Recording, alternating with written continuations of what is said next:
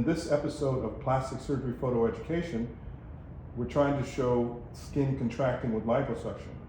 Skin contracting with liposuction is one of the two things that is very important in liposuction. One thing is the skin contracting, the other is removing fat cells and leaving an even concentration of fat from head to toe. Now we can see in this before picture, the skin is loose, and so you can see bra rolls because the skin is loose. Before, you cannot see the true figure because the diameter of the skin is wider than the diameter of the true bones. So after the liposuction, the diameter of the waist matches the diameter of the ribs. So the skin is contracting. After, this line is straight because the skin is tight.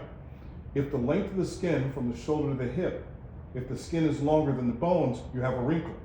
The only way you have a smooth back is if the length of the skin from the shoulder to the hip is the same length of the bone. Now, because the skin is tightened and shrinks head to toe, we have just a straight line because there's no redundant loose skin.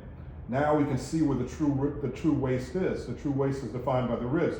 The skin is the same diameter of the ribs, as opposed to here, the skin is wider than the ribs.